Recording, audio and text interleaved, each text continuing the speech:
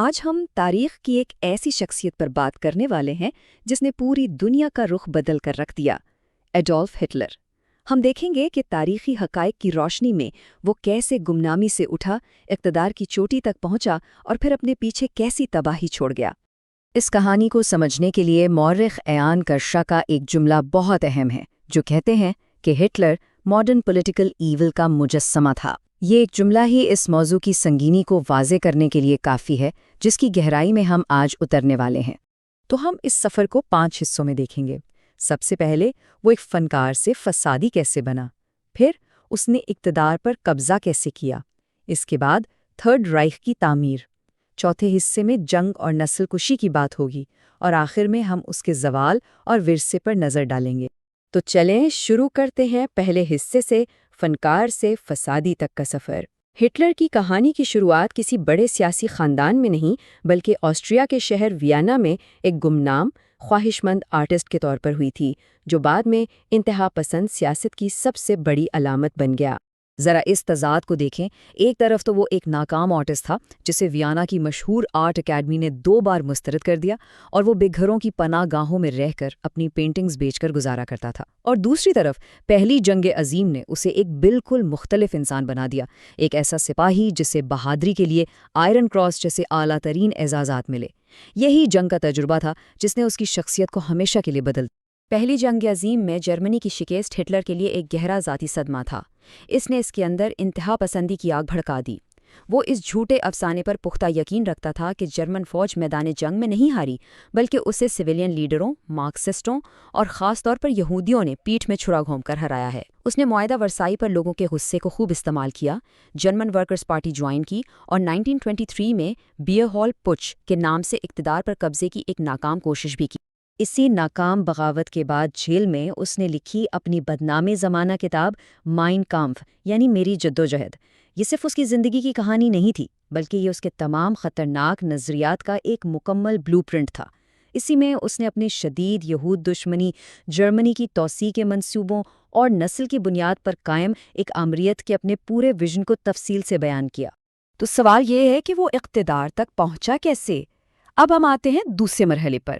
یہ کہانی ہے اس بات کی کہ کس طرح ایک چلتی پھرتی جمہوریت کو اندر سے ہی کھوکھلا کر کے ختم کر دیا گیا۔ یقین کرنا مشکل ہے، لیکن 1928 میں نازی پارٹی کی حیثیت کچھ بھی نہیں تھی۔ پورے ملک میں صرف 2.6% ووٹ۔ لیکن پھر آیا 1929 کا عظیم معاشی بحران، اور اس نے سب کچھ بدل دیا۔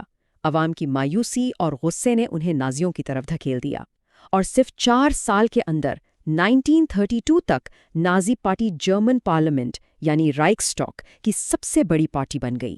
اب ہٹلر ایک ایسی سیاسی حقیقت تھا جسے کوئی نظر انداز نہیں کر سکتا تھا۔ اور پھر جو ہوا وہ تاریخ کی سب سے تیز رفتار جمہوری تباہی تھی۔ ذرا اس رفتار کو دیکھیں۔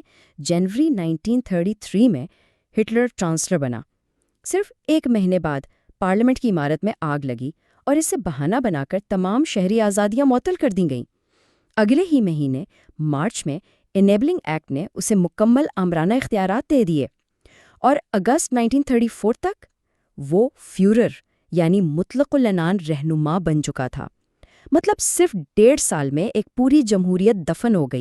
لیکن یہ جو قانونی آمریت تھی، اس کی حقیقت کیا تھی؟ حقیقت یہ تھی کہ انیبلنگ ایکٹ پاس کروانے کے لیے تمام کمیونسٹ ممبران اور بہت سے سوشل ڈیموکریٹس کو یا تو گرفتار کر لیا گیا تھا یا انہیں پارلیمنٹ میں داخل ہی نہیں ہونے دیا گیا تھا۔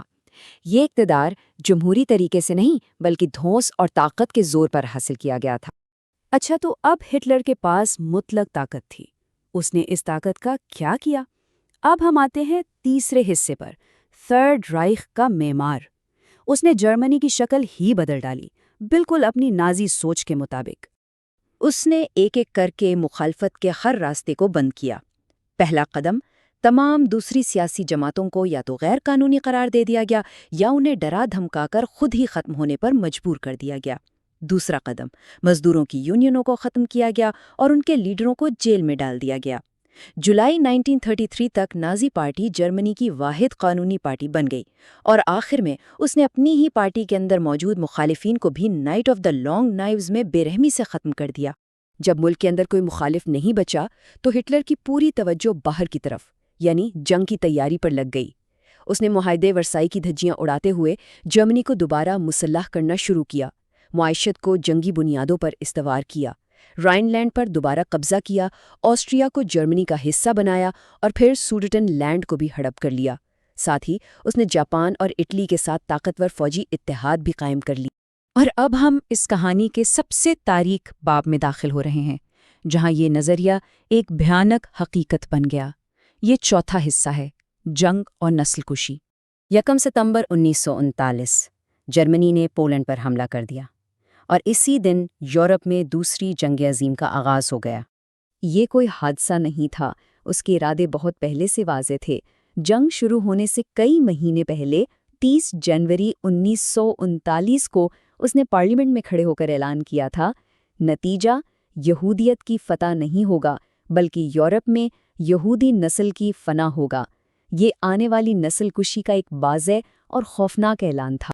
ہولوکاسٹ، اس میں قتل کیے گئے یہودی متاثرین کی تعداد 60 لاکھ۔ لیکن یہ ظلم صرف یہودیوں تک محدود نہیں تھا۔ نازی حکومت نے مجموعی طور پر 1,93,00,000 سویلین اور جنگی قیدیوں کو موت کے گھاٹ اتارا۔ اور اگر ہم پوری جنگ کی بات کریں تو صرف یورپ کے محاذ پر مرنے والے فوجیوں اور عام شہریوں کی کل تعداد 2,87,00,000 تک جا پہنچتی ہے۔ ایک ایسی تباہی جس کا تصور بھی مشکل ہے۔ تو آخر اس تباہی کا انجام کیسے ہوا؟ آئیے اب آخری حصے کی طرف چلتے ہیں، ایک آمر کا زوال اور وہ ورثہ جو وہ اپنے پیچھے چھوڑ گیا۔ جنگ کا پاسا پلٹنا شروع ہوا اسٹالن گراڈ کی شکست سے۔